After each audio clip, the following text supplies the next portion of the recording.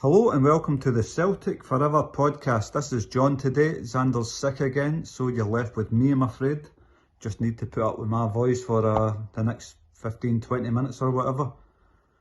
So we can all wish Xander a speedy recovery. I think it's flu he's got. So all the best, Xander. Hope you're keeping well. Get yourself stocked up in vitamins, of course, if you're loaded with the flu. Best thing you can do, paracetamol and vitamins. And obviously some fresh fruit. Maybe some oranges, they usually help me, full of vitamin C, sorry. So enough of that stuff. All the best, Xander, hope you're well.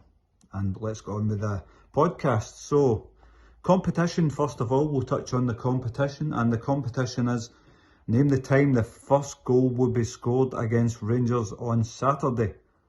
Name the first minute the goal against Rangers will be scored on Saturday. And we're looking for your minutes and seconds. We need the seconds just in case somebody mentions the same minute as you. So if you mention 5 minutes and somebody else mentions 5 minutes, then that becomes a tie. So we don't want that. So it's to the nearest second, really. You don't have to be accurate. So 5 minutes, 20 seconds or whatever. Just leave your guess in the comments, basically.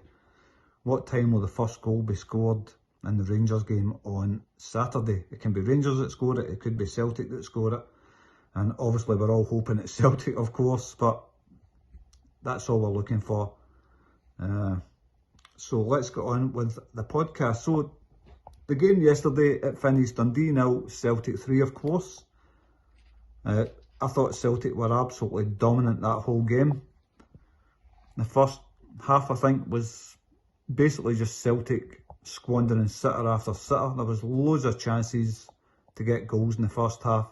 Celtic dominant in possession, of course. I think it finished Celtic 78% possession. And there's not much to talk about really in the first half. I think it was just, like I said, Celtic squandering chance after chance. And I don't want to go through every chance, so we'll just move on to the second half. Try to keep the podcast quick because I'm doing it on my own. Get nobody to bounce off, so get well soon, Xander, because this is torture doing it on your own. Anyway, the second half was more of the same. It was Celtic creating chance after chance. I thought there was more of an injection of pace in the second half. Celtic were more direct. But there was one thing I wanted to bring up before we get into the goals and stuff. We had Diaz and Mikey dragged down to the floor where he was kneed in the head, I think 3 times. Then he was booted on the shin 3 times while he was on the floor, and the referee deemed that a free kick to Dundee. Now, I know Diaz doesn't have any hair, but you can't tell me that player mistook Diaz head for the ball, because he's kneed him in the head 3 times. You see the slow motion replays, kneeing him in the head, and then while he's on the floor still, he's sticking the boot into Diaz shin, and the referee's given Dundee a free kick for that. So what do you think of that, guys? Did you see that incident? And what do you think of the decision that Dundee got a free kick for that and gave them a chance to launch the ball into the box? So let me know what you think of that in the comments. That's something that stood out to me. And I thought that was a disgusting decision by the referee, awarding Dundee a free kick for Diaz Maeda getting kneed in the head 3 times and then booted in the shin a few times. So let me know what you think of that in the comments, guys. So, as I said, the first half, there wasn't really much happening in the first half. It was just Celtic creating chance after chance, missing lots of easy chances. Especially the one Kyogo was through in the keeper. Don't really want to talk much about the first half because it was just missing chances basically. But especially the one Kyogo through 1-on-1 with the keeper. He was unlucky there. It just kind of drifted wide of the post. Don't know if it was windy in Dundee yesterday or whatever, but it's just dragged an inch past the post. So that was a good chance. I think Kyogo he did the right thing, I think, trying to chip it over the keeper. But unfortunate, it's an inch past the post. But we'll get into the second half. Again, it's Celtic creating lots of chances, lots of possession. We'll just talk quickly through the goals. Oh, it was Bernardo that scored the first goal. It was a lovely slide pass through to Bernardo from Luis Palma. and Bernardo just gets a little nick on it really, and it goes under the keeper's legs. So that was relief from Celtic, I think, for all the Celtic fans. They celebrated that goal. A bit of a kind of, I wouldn't say scrappy, but maybe a bit fortunate getting that one, I think, through the keeper's legs. It hit off, I think it went under his leg, hit off one of his legs and into the net, low in, kind of crawled into the net. So that was the first goal. Not much to shout about there. Good play from Lewis Palmer, I suppose. Nice through ball there. Yeah, nice little goal. A bit fortunate. It's 1-0 Celtic. Just touching on the second goal briefly as well. It was a Mikey Johnson solo effort. So he's picked the ball up out on the touchline. I think he's maybe 45 yards out or whatever. Takes it a wee run. Then cuts outside. Takes it past a couple of players and fires it low into the corner of the net. It was a nice finish. It just the keeper was a bit unfortunate. He got a hand to it. It bounced over his hand. But it was a nice finish, I think. Mikey Johnson, that meant a lot to him. He finished from around maybe 23, 24 yards. Took it a walk from about 45 yards out. I think it was a lovely finish from Mikey Johnson. A fantastic goal. Finished it low. Keeper gets a hand to it. It ends up in the back of the net, and you can see what that meant to Mikey Johnson. I mean, I do like Mikey Johnson as a player. I've always said I liked him. It's just a case of, has he got the end product? If he had the end product, I think we'd have a wonderful player on our hands there with Mikey Johnson. I do like him. Beats the keeper there, so nice finish from Mikey Johnson. And Mikey bags himself a brace. So a fantastic performance from Mikey Johnson, I thought. What did you guys think of the goals? What did you think of Mikey's first solo goal? I thought it was an absolute peach. And his second goal was obviously just a few passes inside the box. Celtic trying to break that tightly packed Dundee defence down. They managed to do that with a couple of 1-2s. And a lovely wee finish from Mikey Johnson low into the net. And that made it 3-0 Celtic. Obviously that was the last goal. Celtic finished the game pretty strongly. I think Dundee had one chance in the whole game. And that was the second half where they had a shot blazed over the bar. But I think, other than that, I don't think they'd done anything else in that game. It was all long balls basically, same as every other team. Tightly packed defence, every man behind the ball. Then try and counter-attack with a long ball, which I think the Celtic defence deal with impeccably. So that kind of, I think there was 8 minutes of injury time yesterday. And Celtic tried to attack right to the last, which was fantastic to see that from Celtic.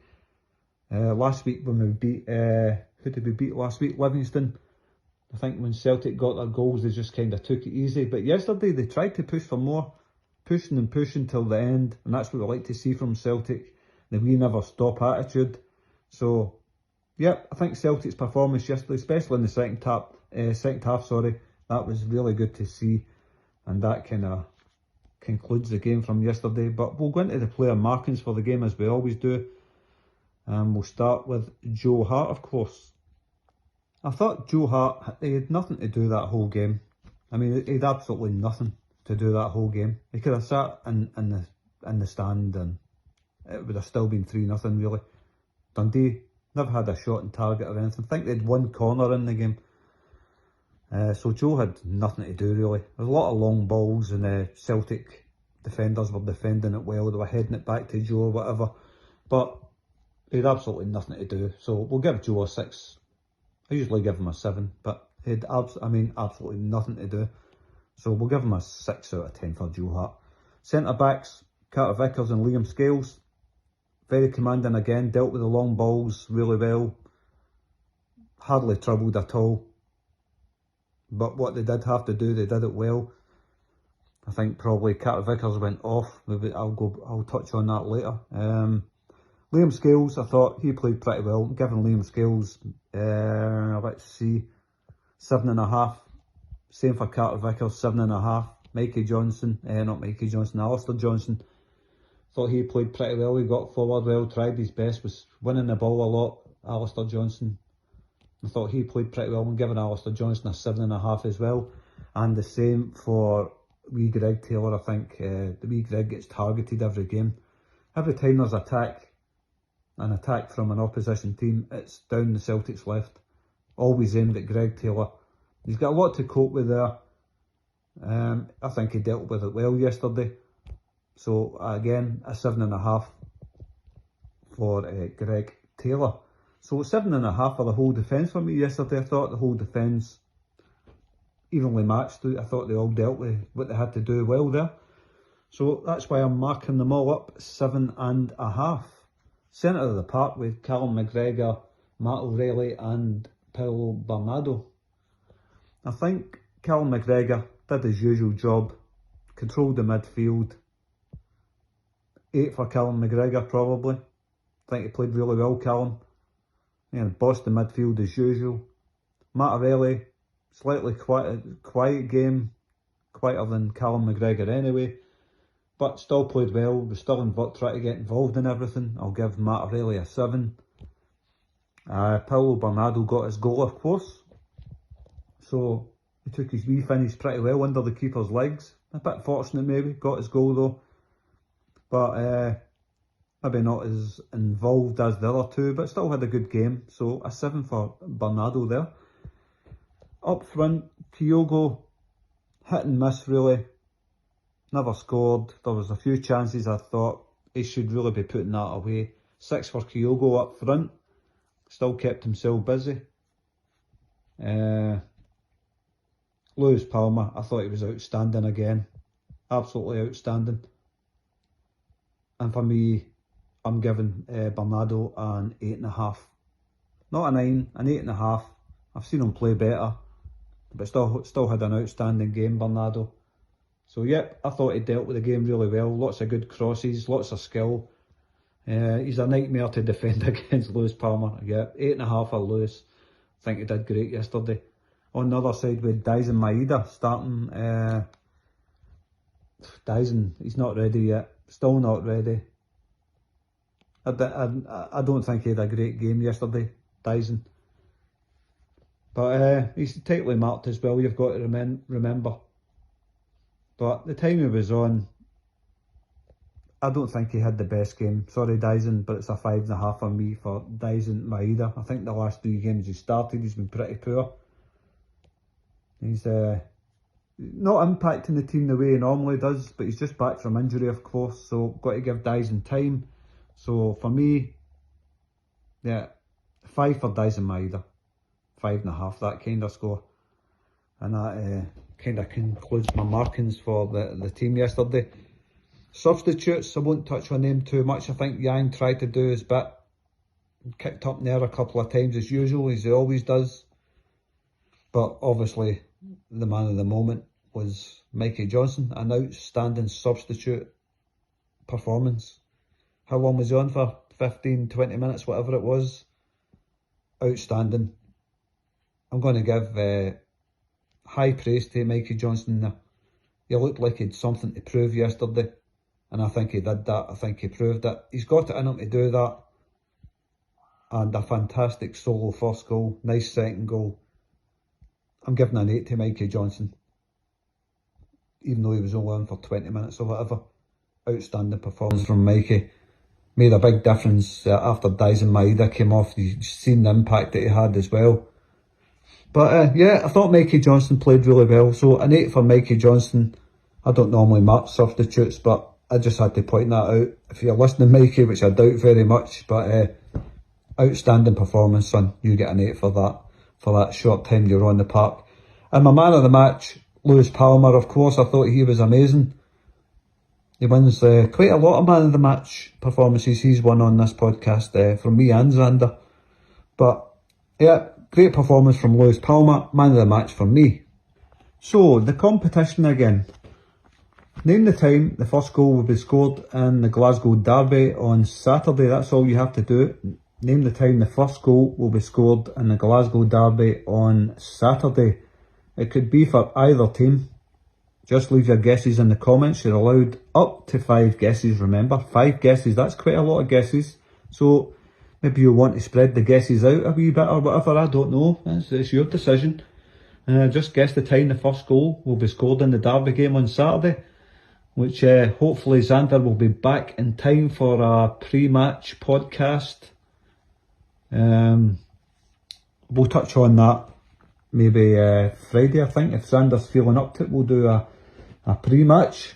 But Xander's loaded with the flu right now, of course, so the chances are he won't be ready for that, so it might just be me again. But we can only live and hope that Xander will be back. It's hard doing a podcast on your own.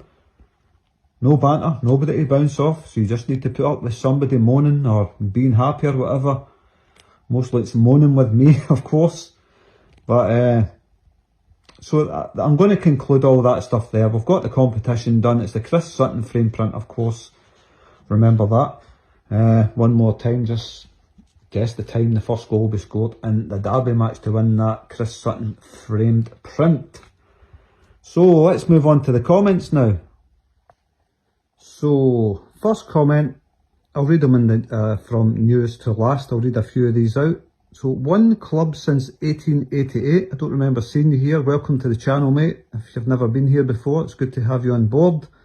So he says, where has this wee podcast been hiding? Superb. Celtic music and videos. Outstanding, lads. Well, thanks very much for that comment, mate. It's mostly Xander's hard work. It's usually me and Xander if you're listening. Obviously you have been listening, so that's a good comment and very nice, and we appreciate that. Where has this wee podcast been hiding? Superb. Well, we're kind of just hiding in the darkness there. Small independent channel. We don't beg for money off anybody. Not interested in begging for money. If anything, we give free stuff away to the loyal fans of the channel. We do a wee competition that you've probably already heard.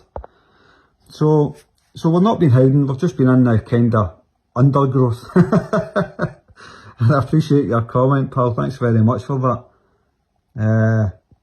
And he also says he subscribed to the channel, free prizes too, yeah, that's your second comment, mate.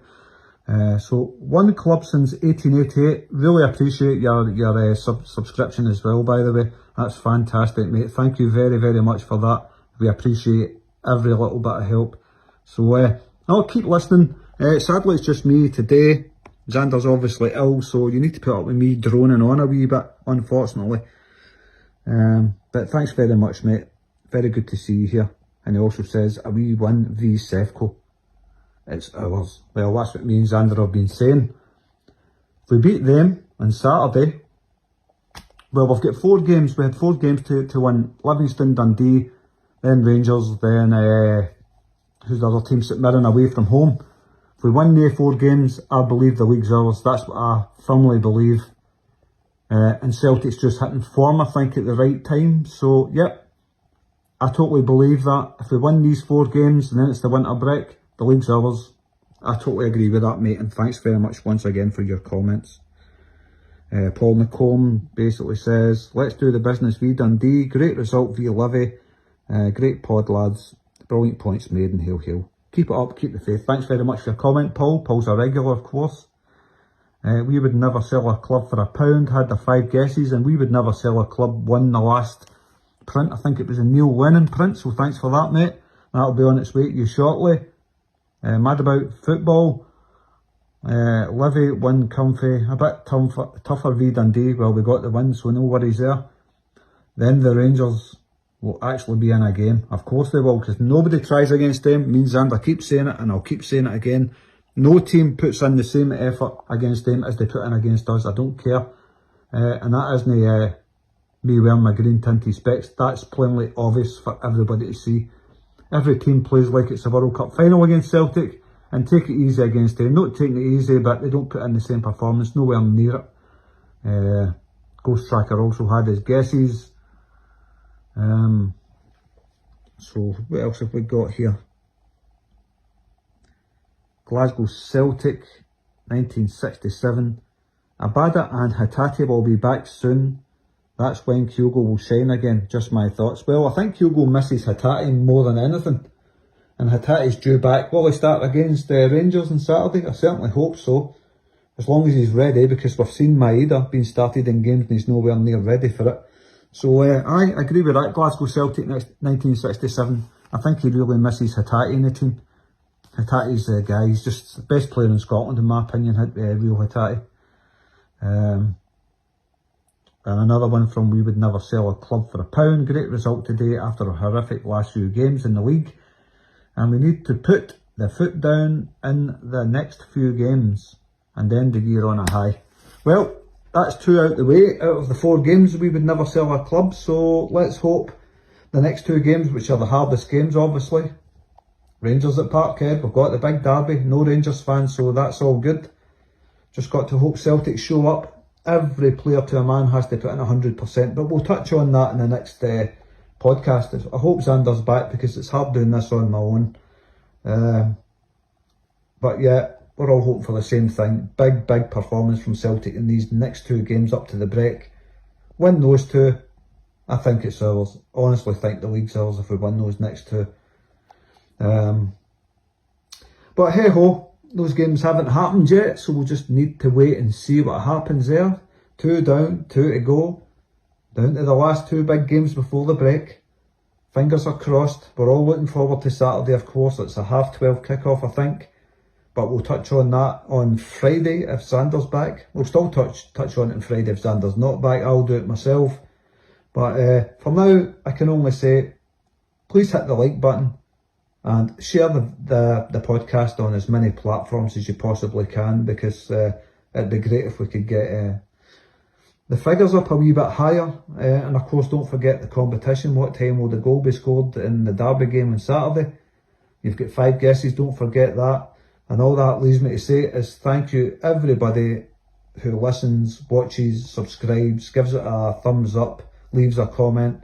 Thanks a million to every single one of you. And hopefully Xander will be back on Friday for the pre-match podcast for the Rangers game. And all I can say is hail to everybody. And thanks for watching. Oh, and I hope you all had a great Christmas. By the way, I forgot to say that. I hope you all had a wonderful Christmas as well. So we'll leave it there, guys. Thanks for listening. And hail. See you on Friday.